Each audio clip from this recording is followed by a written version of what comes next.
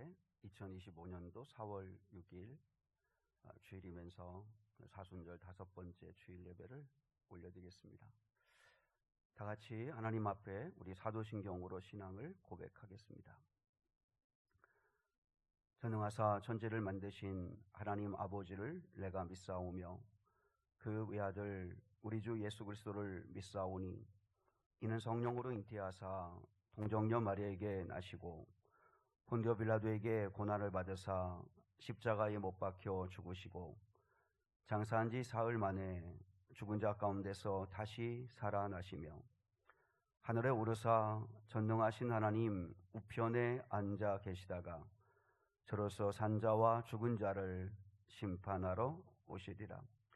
성령을 믿사오며 거룩한 공회와 성도가 서로 교통하는 것과 죄를 사하여 주시는 것과 몸이 다히 사는 것과 영원히 사는 것을 믿사옵나이다. 아멘. 우리 438장 내 영혼이 은총 입어 중한재진 벗고 보니 찬양 하나님께 올려드리겠습니다.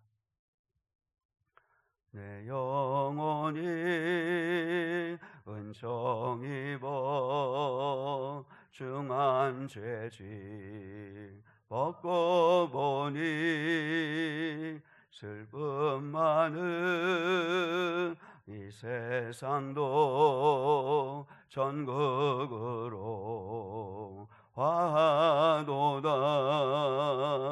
할렐루야 찬양하세. 내 모든 죄 사함받고 주 예수와 동행하니 그 어디나 하늘나라. 주의 얼굴 뵙기 전에 멀리 뵈던 하늘나라. 내 맘속에 이루어지니 날로 날로 가깝도다. 할렐루야 찬양하세. 내 모든 죄 사함받고 주 예수와 동행하니 그 어디나 하늘나라. 높은 산이 거친 들이 조막이나 궁궐이나 내 주 예수 모신 곳이 그 어디나 하늘나라. 할렐루야 찬양하세. 내 모든 죄 사함받고 주 예수와 동행하니 그 어디나 하늘나라. 할렐루야 할렐루야 찬양하세.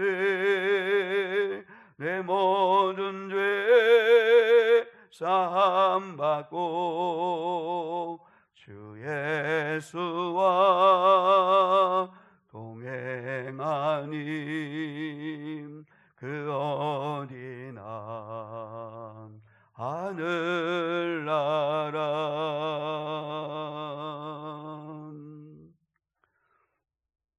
오늘 우리 예배를 위해서 김미정 원사님께서 기도 인도해 주시겠습니다. 우리 함께 하나님 앞에 마음 모아서 기도 드리겠습니다.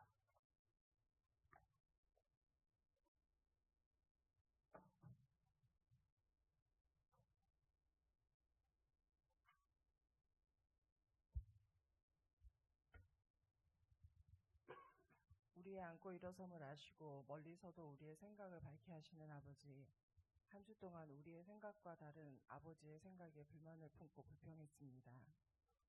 우리의 마음으로 우상을 만들어서 붙잡고 우리의 뜻에 따라 가인처럼 제물을 드리며 아버지 하나님을 향하여 당연히 반드시 받으셔야 한다고 화를 냈습니다. 그리고 문제의 원인은 내가 아닌 아벨이라고 생각하는 미숙하고 유치한 모습으로, 교만한 모습으로 살았습니다. 참으로 우리 안에는 선한 것이 1도 없음을 고백하며 죄인된 저희의 모습을 아버지 앞에 올려드립니다. 우리의 모든 죄를 예수 그리스도의 이름으로 용서해 주옵소서. 하나님 아버지를 경외하며 다른 사람에 대한 예의를 지키고 자기 중심적인 자만심을 버리고 살아가는 겸손한 아버지의 자녀들로 성숙해져 가도록 도와주옵소서. 아버지께서 주신 축복의 땅 대한민국을 위해 기도합니다. 혼란한 전국을 바라보는 양분된 두 개의 시선 모두가 너무나 안타깝습니다. 일어나지 않았으면 좋았을 비극적인 현실 앞에서 함께 마음 아파하면서 한 마음으로 서로를 보듬고 건강한 나라를 세워갈 수 있도록 양극화된 국민들의 마음을 모을 수 있는 길은 없는 것인지 마음이 몹시 무겁습니다. 대한민국을 불쌍히 여겨주옵소서. 무명인일 뿐이지만 하나님께 나라와 민족을 위해 아버지의 일하심을 겸손하게 구하며 기도하는 평범한 그리스도인들의 기도가 이 나라를 건강하게 세우는데 밑거름이 되기를 소망합니다. 그가 찔림은 우리의 허물 때문이요 그가 상함은 우리의 죄악 때문이라. 그가 징계를 받음으로 우리는 평화를 누리고 그가 채찍에 맞음으로 우리는 나음을 받았도다. 아버지, 우리는 죄인입니다. 허물과 죄악 투성이인 우리를 구원하시려고 고난 받으셨고 우리가 하나 되기를 간절히 바라시고 기도해 주셨던 예수님, 사랑과 친절함이 충만한 미래교회 공동체를 우리가 다 함께 만들어갈 수 있도록 도와주옵소서. 서로를 나보다 나은 사람으로 여기고 높여주며 섬김의 크고 작음이 없이 하나님께서 개별적으로 칭찬해 주실 것을 믿는 믿음으로 서로의 섬김을 귀하게 여겨서 우리를 위한 주님의 고난이 헛되지 않으며 하나됨의 기도를 이루어드리는 영적으로 크고 아름다우며 거룩한 믿음 공동체가 되기를 소망합니다. 공동체 지체들과 다음 세대를 위해 기도합니다. 질병 가운데 믿음의 여정을 이어가고 계신 노건사님의 하루하루가 아버지께 드려지는 향기로운 일상의 예배가 되기를 기도합니다. 그리고 더욱 바라옵기는 질병이 떠나가고 회복되시기를 간절하게 기도합니다.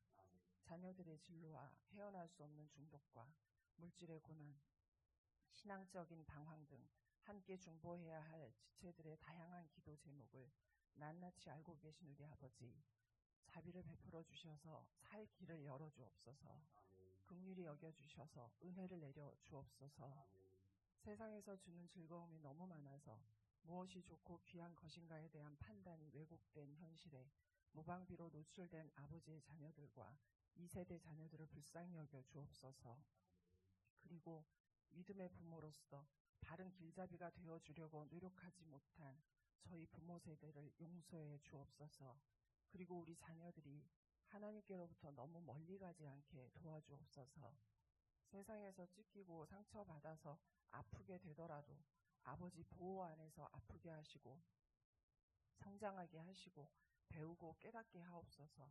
그러면 언젠가는 하나님의 인내하심을 하나님의 무능이라고 여겼던 어리석음에서 돌이켜 깨닫고 아버지 품으로 돌아오리라 믿습니다. 우리의 자녀들에게 그리고 이 세대에게 이 은혜와 복을 충만하게 내려 주옵소서. 사랑하는 담임 목사님과 부목사님을 위해 기도합니다. 말씀을 대언하실 때 성령의 충만한 능력으로 동행하시고 목회 사역 가운데 영적으로 풍성한 결실을 맺는 은혜가 넘치게 하옵소서. 두 분 사모님과 가정의 자녀들의 건강과 범사의 형통함을 기도하오니 평안케 하옵소서. 아버지, 이 예배 가운데 임재하여 주옵소서. 아버지께서 홀로 영광 받으시는 거룩한 예배가 되게 하옵소서. 마음을 정결하게 하고 마음의 옷깃을 여미며 우리의 영과 이성이 오직 아버지의 말씀에만 머물기를 소원하오며 구원자 되신 고난받으신 예수님의 이름으로 기도드립니다. 아멘.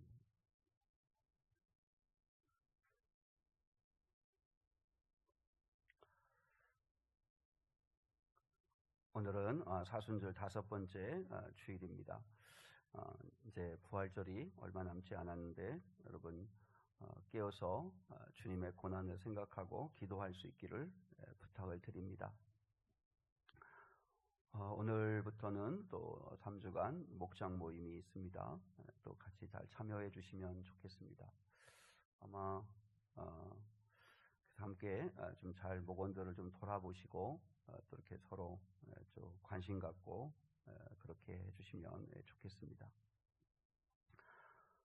이제 돌아오는 주일은 종료 주일이고 그리고 고난 주간이 있습니다. 여러분 기억하시고 특별히 이제 이번 돌아오는 토요일 날 그리고 이제 그 다음 주 종료 주일이 지나고 난 또 4월 15일부터 19일까지 고난 주간 특별 새벽 예배가 있습니다. 특별히 그 고난 주간 가운데 금요일 날 새벽은 성찬 새벽 예배로 드립니다. 기억하시고 우리 권사님들이 새벽에 성찬 준비 이렇게 빵과 또 잔을 포도주를 좀 준비해 주시면 좋겠습니다. 그리고 이제 부활주일 날 4월 20날인데 그때는 또 목장별로 이렇게 같이 계란 포장하고 그리고 전도하는 시간 갖도록 그렇게 하겠습니다. 교회 섬기는 분들 또 청소 또 점심 또 뭐 설거지 함께 내일이다 생각하고서 잘 섬겨주시면 감사하겠습니다. 6번째 보시면 우리 축하할 일인데요. 우리 지분옥 권사님께서 이제 그 보건복지부 장관상을 수상을 하셨습니다. 우리 안식원에서 그동안 오랜 시간 동안 자기에게 주어진 일을 잘 감당을 해서 아마 추천받아서 이렇게 상을 수상하신 것 같습니다. 또 감사의 마음을 담아서 오늘 점심에 또 떡을 내시는데 맛있게 드시고 보시면 또 축하해 주시면 고맙겠습니다. 그리고 이영재 원사님은 잘 또 이사했다고 연락을 받았습니다. 아무튼 또 좋은 신앙생활을 계속 잘 이어갈 수 있는 그런 은혜가 있었으면 좋겠다 생각합니다. 우리 좌우에 앞뒤분과 같이 한번 인사하고 우리 말씀 같이 한번 보시죠. 이렇게 인사 같이 나누겠습니다. 하나님의 사랑이 늘 당신과 함께합니다. 인사하겠습니다. 하나님의 사랑이 늘 당신과 함께합니다. 네, 힘내시고 또 늘 주 안에서 승리할 수 있기를 축복합니다. 자, 이제 오늘 주시는 하나님 말씀 같이 보시죠. 오늘 주신 하나님 말씀은 요한복음 3장 16절로 21절 말씀입니다. 페이지 수로는 146페이지 요한복음 3장 16절 말씀부터 21절 말씀입니다. 우리 함께 한 목소리로 16절부터 21절까지 같이 받들어 읽겠습니다. 시작. 하나님이 세상을 이처럼 사랑하사 독생자를 주셨으니 이는 그를 믿는 자마다 멸망하지 않고 영생을 얻게 하려 하심이라. 하나님이 그 아들을 세상에 보내신 것은 세상을 심판하려 하심이 아니요 그로 말미암아 세상이 구원을 받게 하려 하심이라. 그를 믿는 자는 심판을 받지 아니하는 것이요 믿지 아니하는 자는 하나님의 독생자의 이름을 믿지 아니하므로 벌써 심판을 받은 것이니라. 그 정죄는 이것이니 곧 빛이 세상에 왔으되 사람들이 자기 행위가 악함으로 빛보다 어둠을 더 사랑한 것이니라. 악을 행하는 자마다 빛을 미워하여 빛으로 오지 아니하나니 이는 그 행위가 드러날까 함이요 진리를 따르는 자는 빛으로 오나니 이는 그 행위가 하나님 안에서 행한 것임을 나타내려 함이라 하시니라. 아멘. 아멘. 하나님의 사랑은 절대 지지 않네. 하나님의 사랑은 절대 지지 않네 하는 제목 가지고 함께 말씀을 나누기를 원합니다.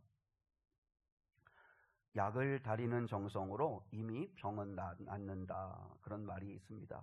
그러니까 얼마나 정성을 다해서 약을 또 만드느냐 하는 거겠죠. 예전에는 이렇게 약탕기에 좋은 한약재를 넣고 한 2시간 끓여냅니다. 다리는 거죠. 그래서 약이 잘 다려지면 이제 쟁반 위에 하얀 사기 그릇을 올려놓고 삼배천에 약물을 쏟고 막대기 2개로 이리저리 비틀며 짭니다. 마지막 한 방울까지 아주 힘주어서 짜냅니다.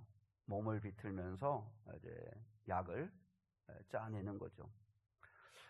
마치 여러분, 성경이라고 하는 것을 삼배천에 넣고 짜고 짜서 이제 마지막 한 방울이 남았다고 생각할 때 그 한 방울을 딱 짜낸다면, 그러면 그 한 방울은 바로 오늘 요한복음 3장 16절로 17절 말씀이다, 이렇게 이야기를 합니다.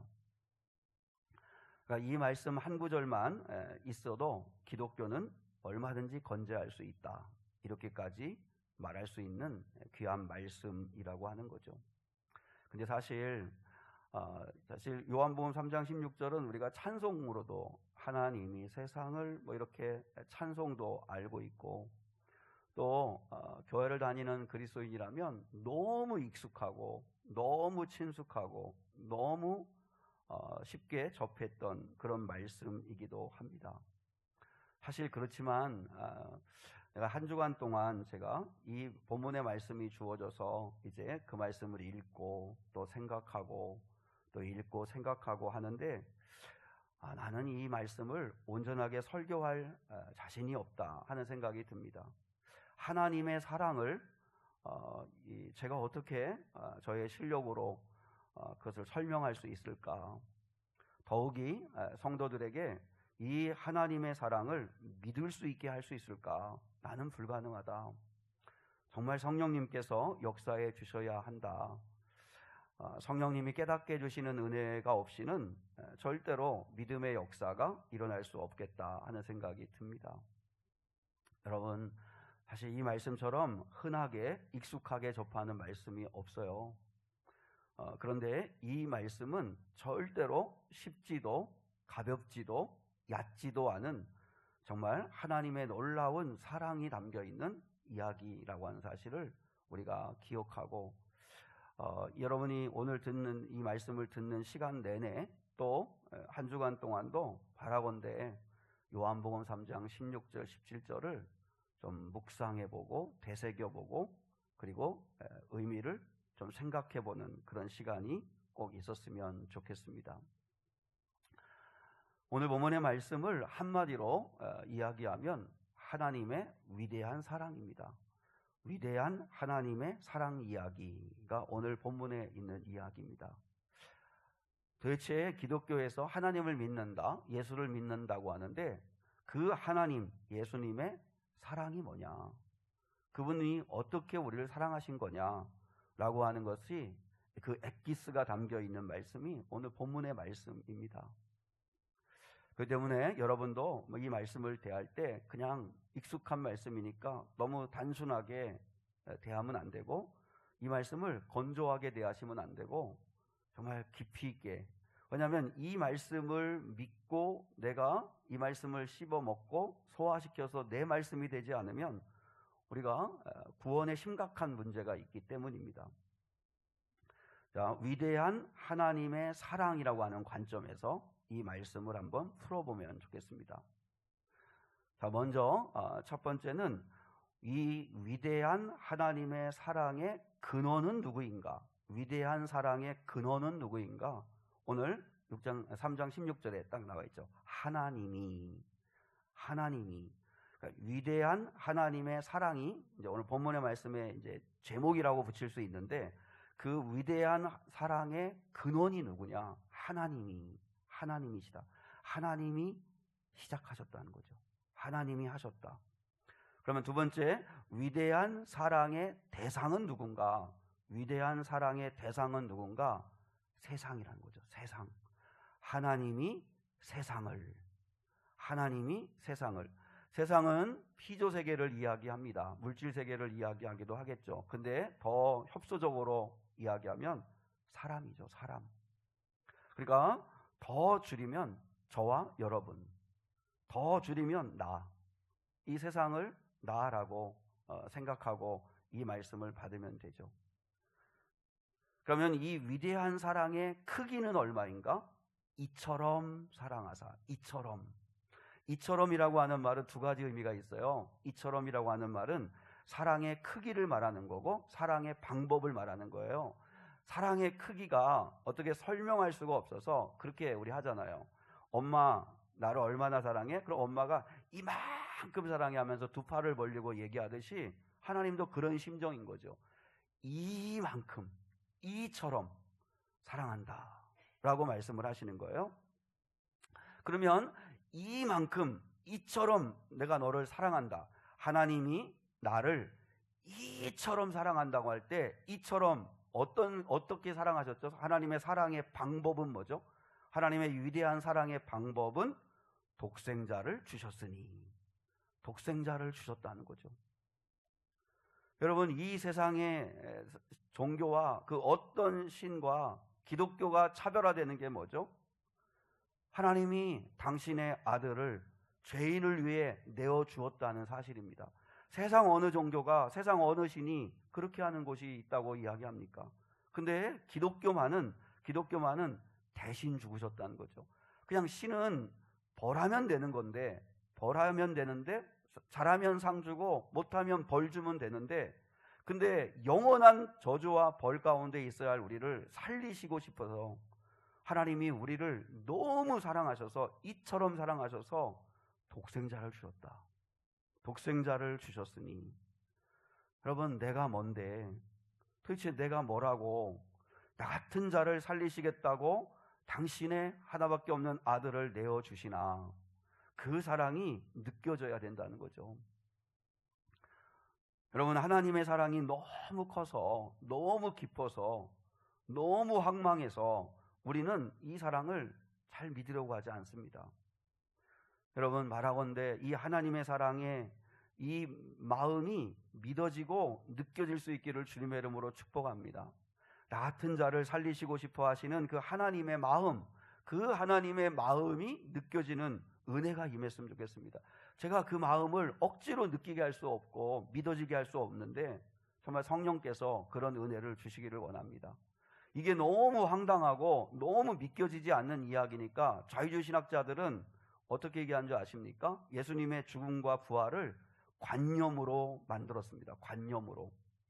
하나님의 이 놀라운 크신 사랑이 믿어지지 않으니까 역사적 사건이라고 하는 거는 너무 관심 갖지 말자.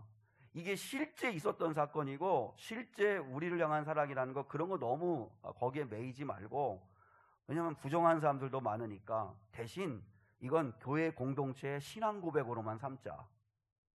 역사적 사실에는 관심이 없고 예수님의 죽으심과 부활의 개념만 살아있으면 된다. 이런 식으로 이야기한 사람도 있습니다. 여러분, 하나님의 이 위대한 사랑에 이르는 통로는 뭐죠? 이 하나님의 사랑에 가 닿으려면 어떻게 하죠? 이는 그를 믿는 자마다 믿어야 된다는 거죠. 믿음 아니면 안 된다는 거죠. 자, 하나님이 나를, 세상을 이처럼 사랑하사, 방법이 독생자를 내어주시는 방법으로 우리를 사랑하셨는데, 그 사랑을 우리가 받으려면 그를 믿는 자가 되어야 한다는 거죠. 그를 믿는 자마다. 마하트마 간디가 유명한 말을 했잖아요. 자신은 예수님을 좋아한다. 그런데 예수님을 믿는다고 하는 기독교인들은 싫다. 왜냐하면 그들은 예수와 전혀 닮지 않았기 때문이다. 사실 뼈아픈 말이죠. 맞는 말이라서 너무 슬픈 말이기도 합니다. 여러분, 우리가 예수를 믿는다고 하는 저와 여러분이 그리스도를 너무 닮지 않으니까, 그러니까 마하트마 간디도, 특히 이제 그들이 인도에 영국 군인들이 들어와서 그 그리스도인이라고 하는 자들이 보여주는 모습이 너무 실망스러우니까 예수는 좋은데 예수님을 믿는 그리스도인들은 싫다. 왜냐하면 예수를 전혀 닮지 않았기 때문이다. 근데 여러분, 간디가 예수님을 참 좋아했습니다. 근데 예수님을 좋아했지만 예수님을 믿지는 않았습니다. 예수님이 가르친 말씀이나 예수님이 사신 삶은 너무 본받고 싶어 했고 그 말씀이 너무 좋았습니다. 그래서 이 마하트마 간디에게 예수님은 위대한 스승이었어요. 위대한 스승.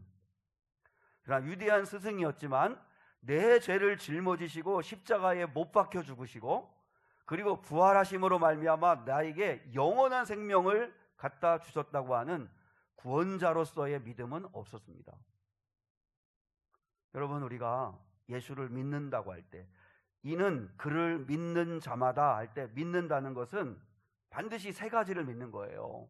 그러니까 예수님을 믿는다라고 할 때 예수님을 뭘 믿는 거냐? 세 가지인데, 예수님이 누구이신가? 첫 번째, 예수님이 누구이신가?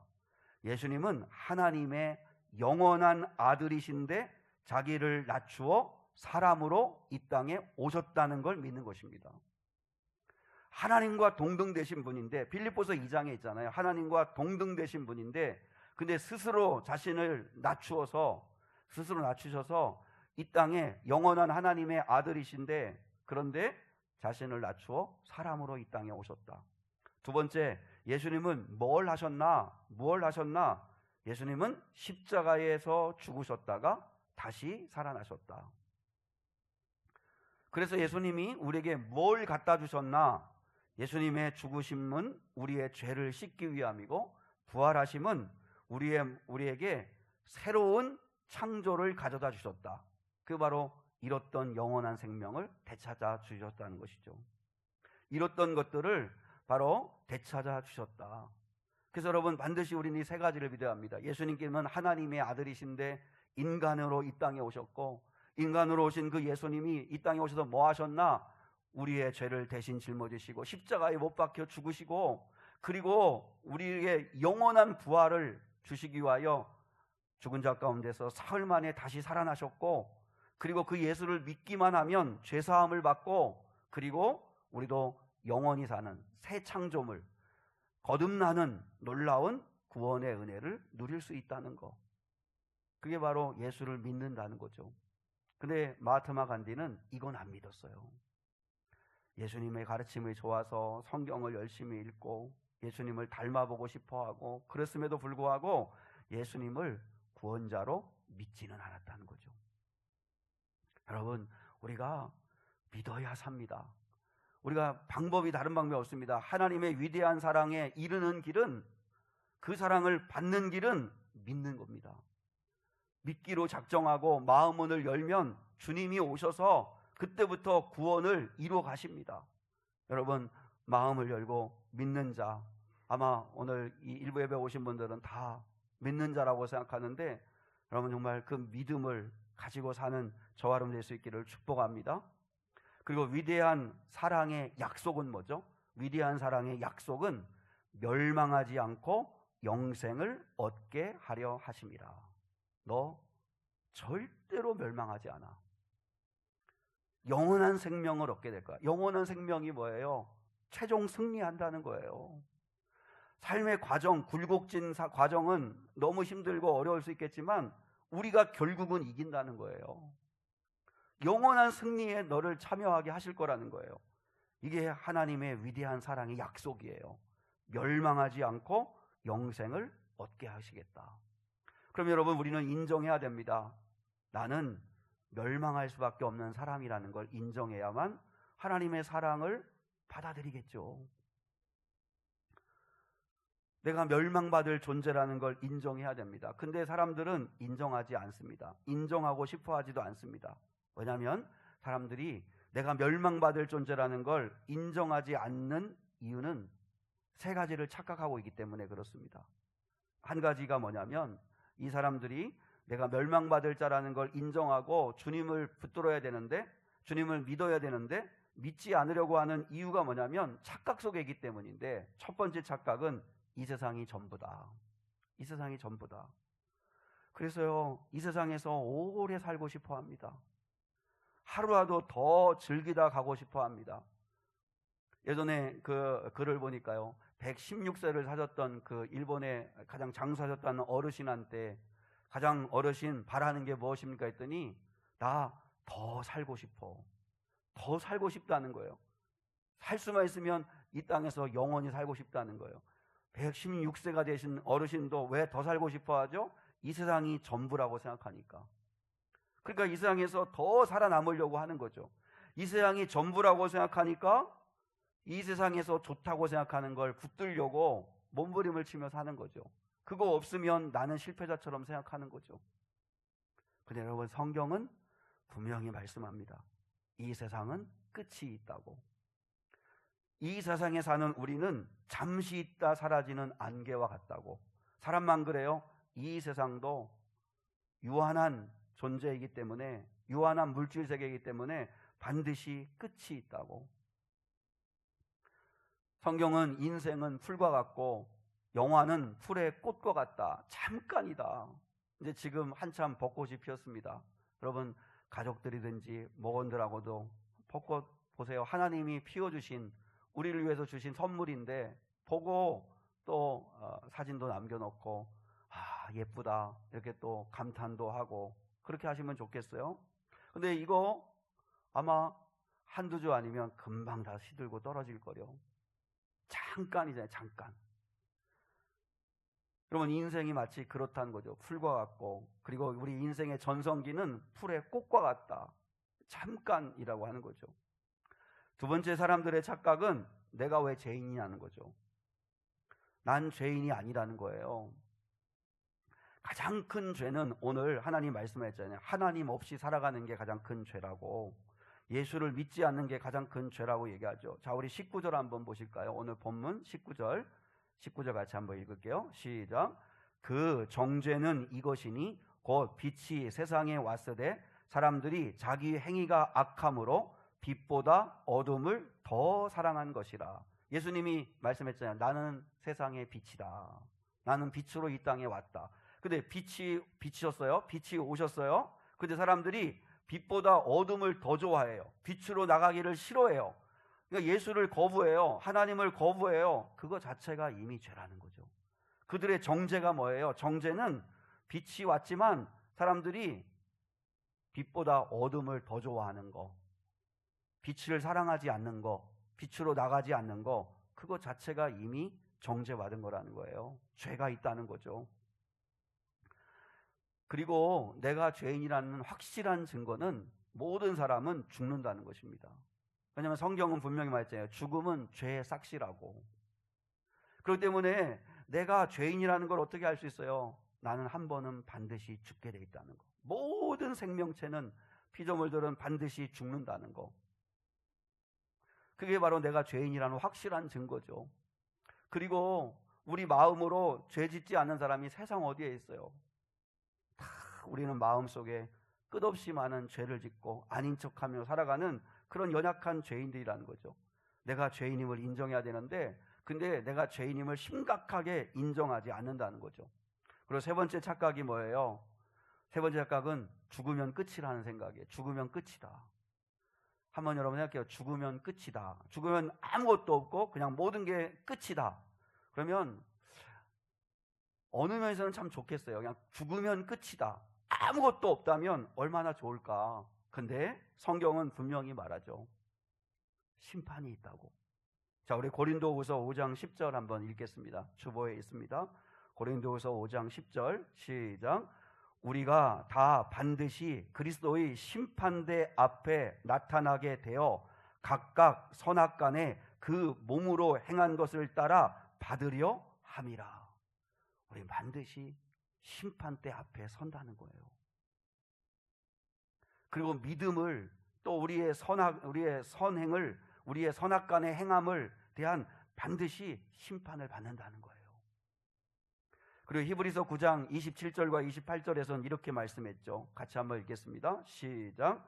한 번 죽는 것은 사람에게 정해진 것이요 그 후에는 심판이 있으리니 이와 같이 그리스도도 많은 사람의 죄를 담당하시려고 단번에 들이신 바 되셨고 구원에 이르게 하기 위하여 죄와 상관없이 자기를 바라는 자들에게 두 번째 나타나시니라. 우리 주님은 두 번 나타나신다는 거예요. 처음은 초림, 인간의 아기 예수로 이 땅에 오신 구원자로 이 땅에 오셨죠.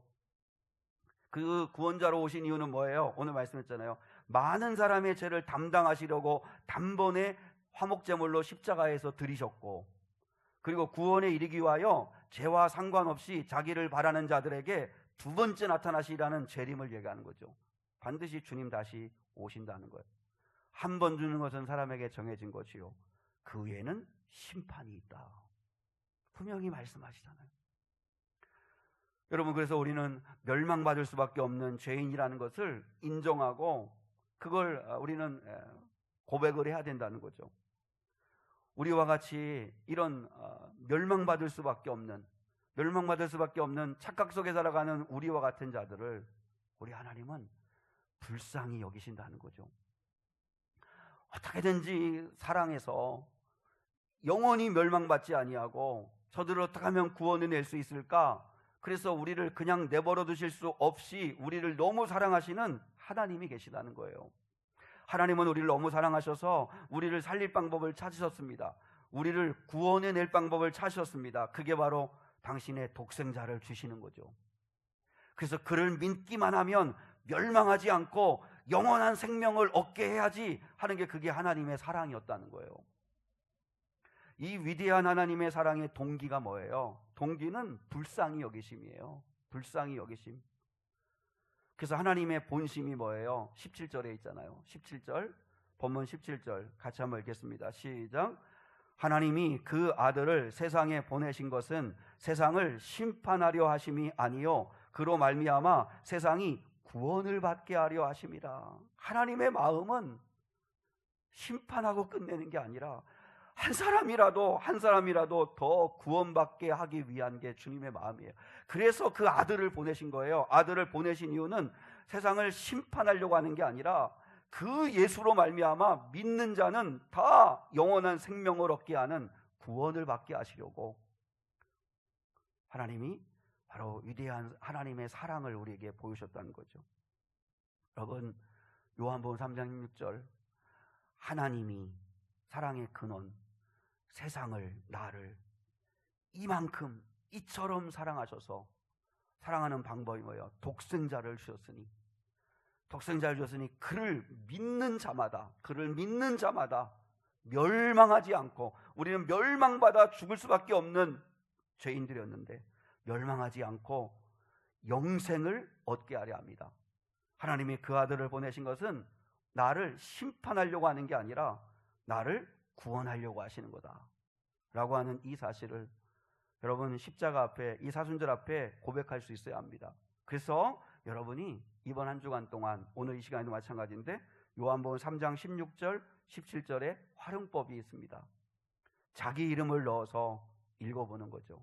제가 주보에 가로를 쳐 놓았는데 여러분 너무 건조하게 읽지 말고 이걸 정말 진심을 담아서 한번 읽는데 여러분의 이름을 넣어서 하십시오. 제가 몇 번을 해봤는데 사실 내 이름을 넣어서 불러보면 너무 쑥스럽기도 하고 처음엔 그런 마음이에요. 그렇지만 진지하게 하나님 아버지 앞에서, 그러니까 다른 사람 얘기가 아니라 내 얘기다, 나 사랑한 이야기다 라고 하는 마음 가지고 읽어보다 보면 그 하나님의 마음이 느껴질 수 있다는 거죠.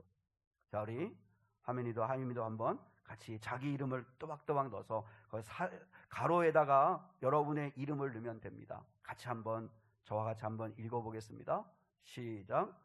하나님이 병수를 이처럼 사랑하사 독생자를 주셨으니 이는 그를 믿는 병수가 멸망하지 않고 영생을 얻게 하려 하심이라.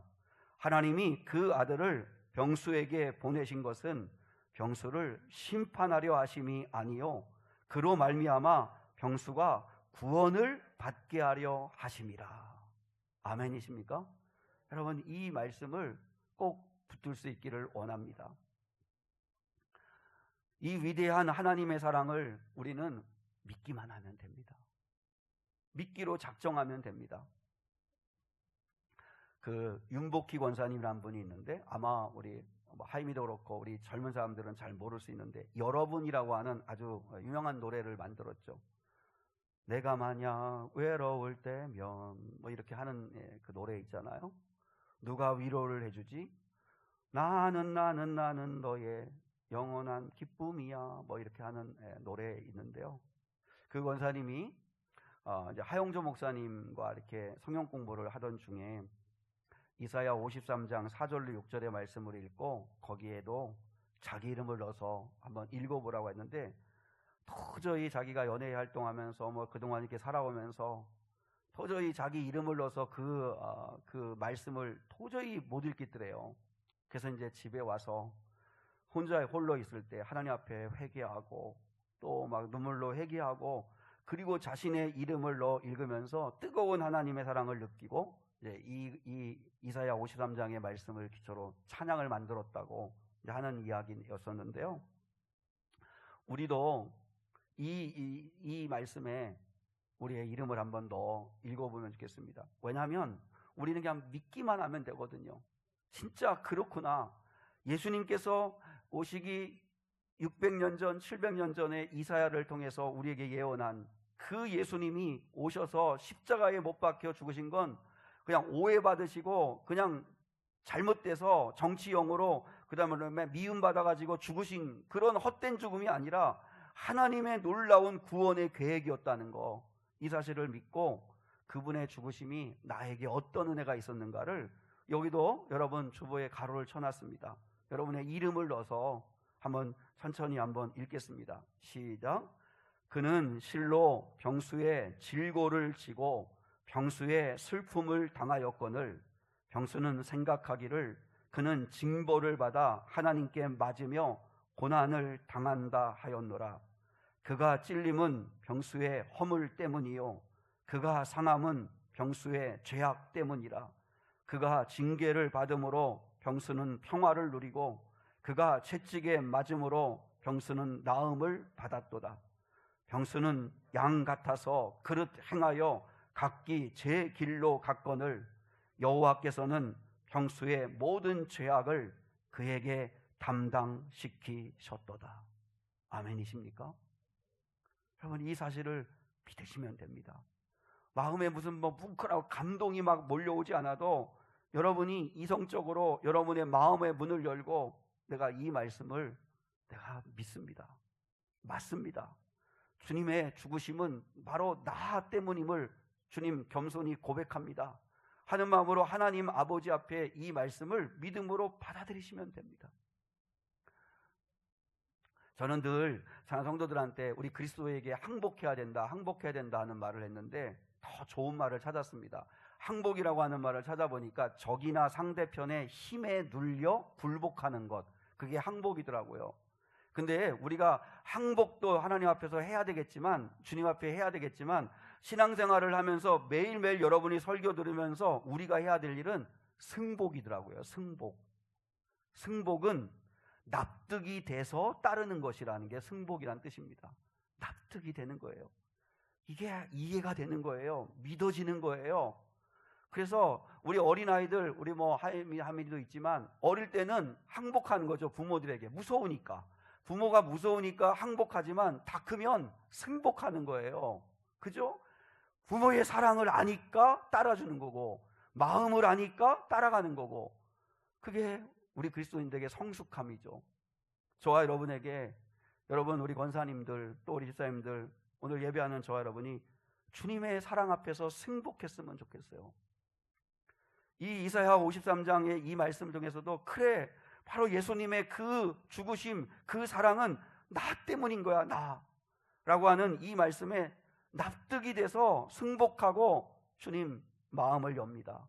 오셔서 나의 구주가 되어주시고 내가 주님을 나의 구주로 모시고 이제 살아가겠습니다 하는 이 믿음의 고백이 저와 여러분에게 있었으면 좋겠습니다.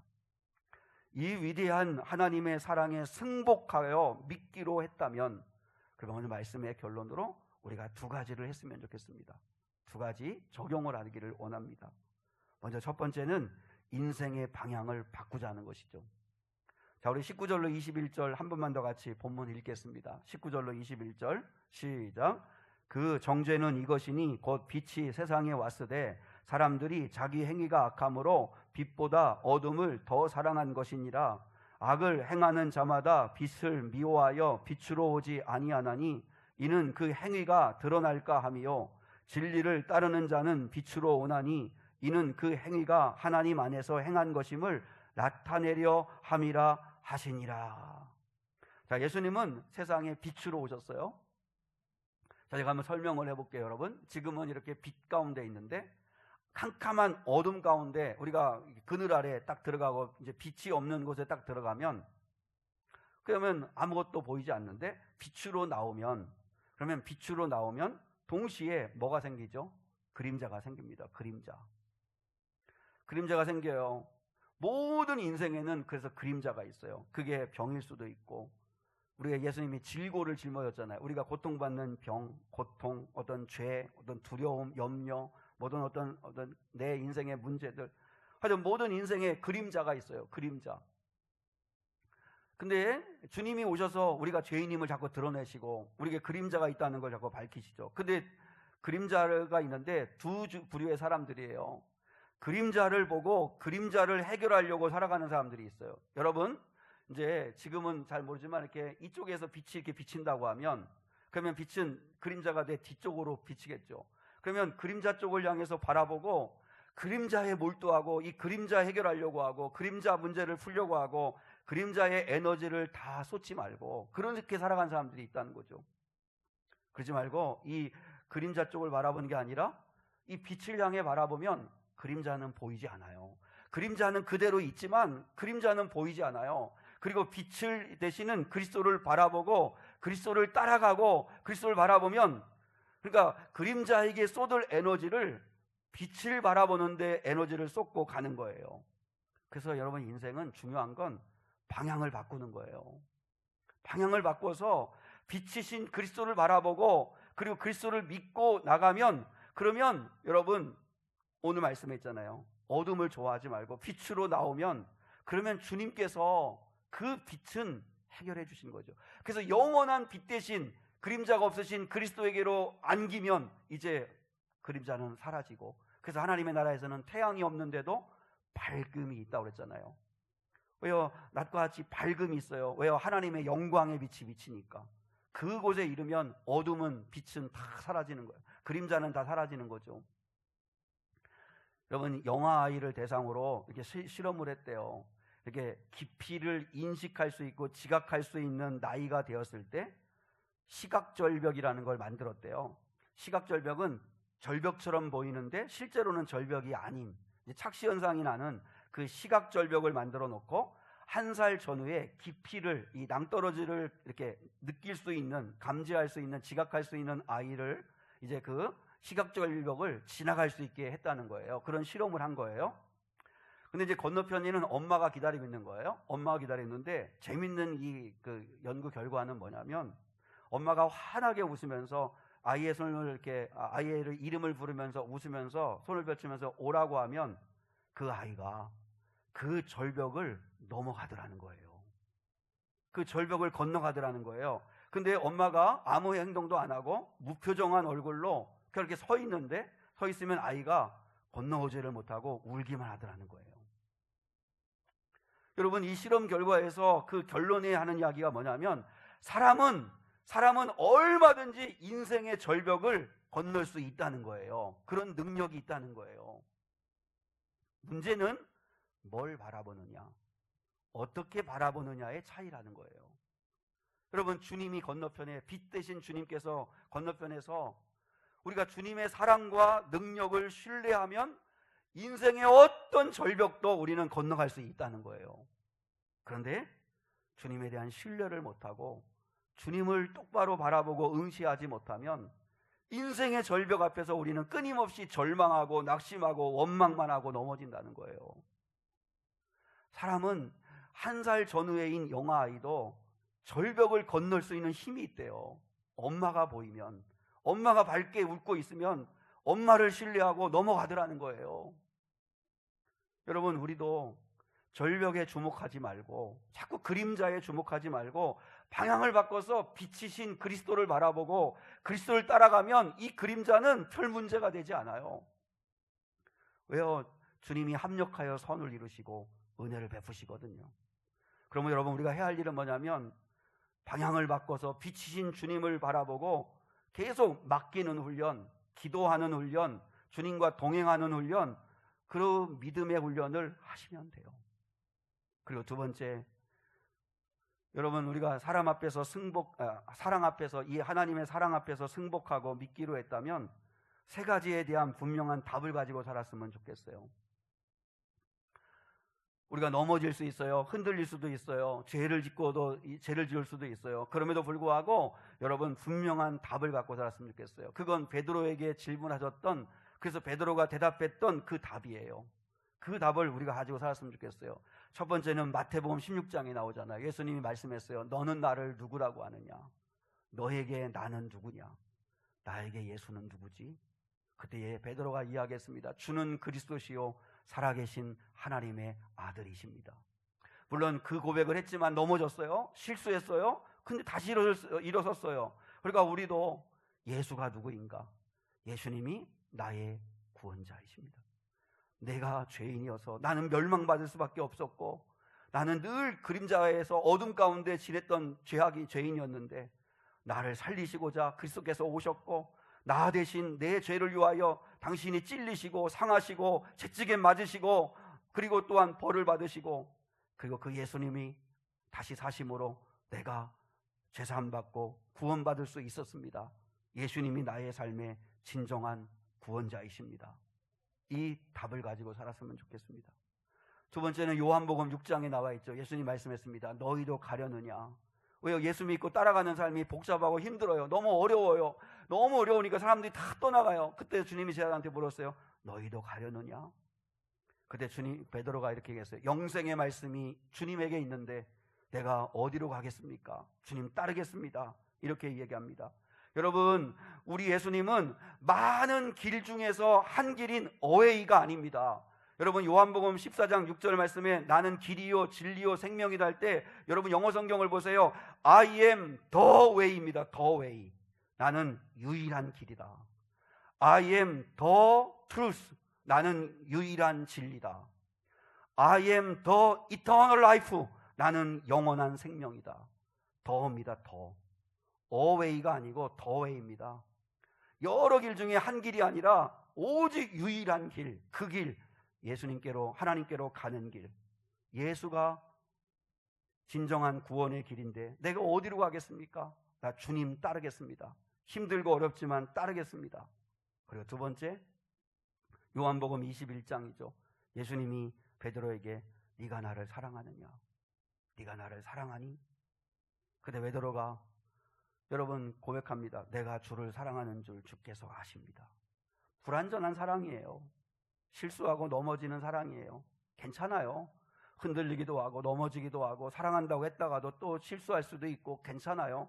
그렇지만 그럴 때마다 다시 일어서서 위대하신 하나님의 사랑 앞에서 우리는 고백해야 합니다. 주님이 저를 사랑하시는 걸 제가 믿습니다. 저도 예수님을 사랑합니다. 참 부족하지만 예수님을 사랑합니다. 여러분, 우리 다 여러분 설교들 아시잖아요. 예수님은 아가파오라 두 번 부르시고, 근데 베드로는 계속 필레오 대답하니까 예수님이 더 낮추셔서 네가 그러면 필레오 나를 친구 같은 우정 그 정도 수준이지만 사랑하냐 그랬더니 예 사랑한다고 낮춰주시잖아요. 낮춰주세요. 그러나 결국은 뭐라고 해서 지금은 네가 이 정도지만 훗날에는 성령 받고 은혜 받고 성숙해지면 여러분 아가파오의 사랑을 하게 될 거라겠는데 실제로 거꾸로 못 박혀 십자가에 죽기까지 사랑했잖아요. 여러분 우리도 마찬가지예요. 제가 주님 사랑합니다. 주님이 나 사랑하신 걸 믿습니다. 앞으로도 예수님을 사랑하며 살겠습니다. 그리고 여기서 또 하나 중요한 거, 예수님이 사랑하라고 맡겨주신 사람들도 제가 뜨겁게 사랑하며 살겠습니다. 고백을 하셔야 합니다. 예수님이 나 사랑하셨잖아요. 나를 사랑하셔서 그 십자가에 달려 죽으시는 고난을 겪으셨잖아요. 그러면 나도 내가 사랑하라고 붙여진 사람들을 뜨겁게 사랑해야 되지 않겠습니까? 주님 사랑하는 만큼 나도 주님을 사랑하겠습니다. 헨리 나우엔이 이렇게 말했습니다. 이걸 말씀의 결론으로 삼겠습니다. 제 자신도 실천하지 못하는 사랑을 가르치고 있을 때에도 저를 용납해 주십시오. 아마 이건 목회자에게 필립 얀시도 가르치는 사람이니까. 근데 여러분도 마찬가지예요. 나 자신도 실천하지 못하는 사랑을 가르치고 있을 때도 저를 불쌍히 여겨주십시오. 그럼에도 언젠가는 가르치던 사랑을 행할 날이 올지도 모르기 때문입니다. 사람은 실패해도, 사람이 나는 실패해도 사랑은 결코 실패하지 않기 때문입니다. 여러분, 사람인 저와 여러분은 사랑하는 일에 실패할 수 있지만 하나님의 사랑은 절대로 지지 않는다는 거죠. 절대로 실패하지 않는다는 거죠. 그 사랑을 붙들고 있는 한 우리도 결국은 사랑할 수 있게 된다는 거죠. 여러분, 하나님의 위대한 사랑은 결코 실패하지 않습니다. 그 하나님의 사랑을 여러분이 기대고 붙들면 절대 멸망하지 않습니다. 절대 실패로 끝나지 않습니다. 여러분, 이 사실을 믿으셔야 합니다. 그래서 하나님의 사랑으로 충만하고 예수로 충만한 삶을 사는 거룩한 성도들이 꼭 될 수 있기를, 이 하나님의 위대한 사랑을 붙들고 빛 대신 그리스도를 바라보고 한 걸음 걸어 승리하는 삶을 사시는 저와 여러분 될 수 있기를 주님의 이름으로 축복합니다. 오늘 이 본문의 말씀을 붙잡고 298장 속죄하신 구세주를 내가 찬송하리라. 내게 자유 주시려고 주가 고난 당했네. 우리 함께 이 찬양 드리고 축도하겠습니다. 속죄하신 구세주를 내가 찬송하리라. 내게 자유 주시려고 주가 고난 당했네. 그 신사랑 찬양하리. 나의 죄 사하려고 십자가에 죽임당한 나의 주 찬양하리. 내가 구원받은 증거 기뻐 전파하리라. 내 죄 모두 담당하신 주의 사랑 크셔라. 3절 승리하신 구세주를 내가 찬송하리라. 죄와 죽음 지옥 권세 주가 모두 이겼네. 크신 사랑 찬양하리. 나의 죄 사하려고 십자가에 죽임당한 나의 주 찬양하리. 고마우신 구세주를 내가 찬송하리라. 죽음에서 생명으로 나를 인도하셨네. 그 신사랑 찬양하리. 나의 죄 사하려고 십자가에 죽임당한 나의 주 찬양하리. 아멘. 지금은 우리 주 예수 그리스도의 은혜와 하나님 아버지의 극진하신 사랑과 성령 하나님의 함께하시며 동행하시며 인도해 주시는 은혜가, 하나님이 나를 이처럼 사랑하셔서 독생자를 주셨으니 이는 그를 믿는 자마다 멸망받지 아니하고 영원한 생명을 얻게 하려 하심이라. 하나님이 그 아들을 세상에 보내신 것은 나를 심판하려 하심이 아니요 나를 구원하려 하심이라고 하시는 이 약속의 말씀을 굳게 붙들고 예수님의 찔리심, 예수님의 상하심, 예수님의 징계받으심, 예수님의 채찍질 당하심, 예수님의 피 흘리심이 나를 구원하시기 위한 사랑이었음을 믿고, 그래서 주님을 바라보고 주님을 사랑하고 주님을 믿음으로 고백하며 살기 원하는 이 예배자들 위에 이제로부터 영원까지 함께 하시기를 간절히 축원하옵나이다. 아멘.